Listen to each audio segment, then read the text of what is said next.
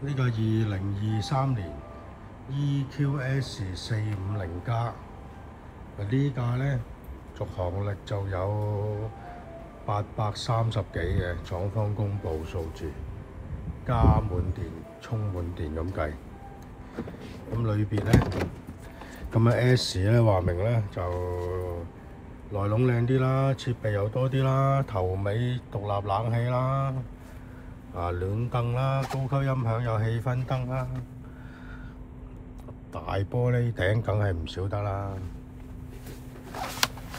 而家呢架車呢就3萬幾公里嘅啫，香港行貨。咁佢呢架車呢又好得意喎，大車又做埋呢個電揭背喎。反而細佢一個 size 嘅 EQE 咧就變翻正常啊！呢個大巨型尾箱啊，都唔係大啊，貼背就實用啲嘅，裝多啲嘢啦。好，咁睇睇下後邊嘅乘客位。呢架咧就4區獨立調校恆溫冷氣。後邊呢有埋冷暖座位，係啦，冷暖座位，電動燈，背脊呢可以調校嘅。睇片好似唔係好明顯，因為佢又唔係喐得好快嘅，慢慢地咁喐。呢個位前後都有嘅。有埋呢個手機充電，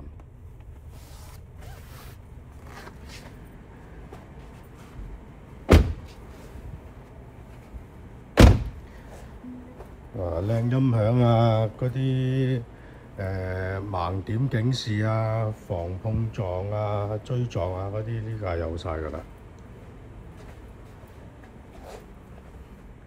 內籠呢架嚟講呢，就做工好靚嘅，黑色座位，咁襟身啲啦。呢啲門板啊，呢啲做工呢，就真係唔同 C 仔啊、B 仔啊嗰啲嘅，呢個呢就認真啲嘅，有晒氣氛燈。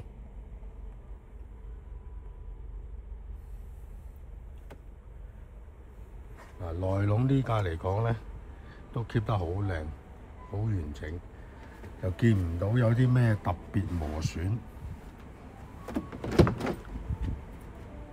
同埋佢用呢個淺灰色嘅門板呢，我覺得又襯得幾好。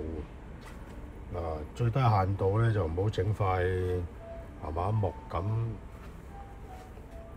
若干年後呢，嗰塊木呢就花晒花碌碌咁樣呢，就即係好難保養翻佢靚㗎啦。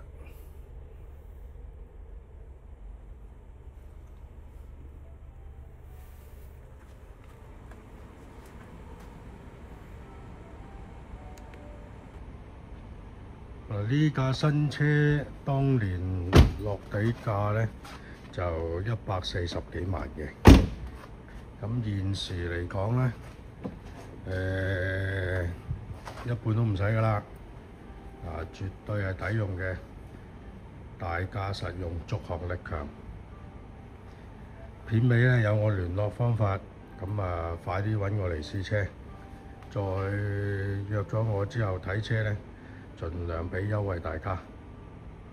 關注汽車生活，精明揀汽車，生活更自然。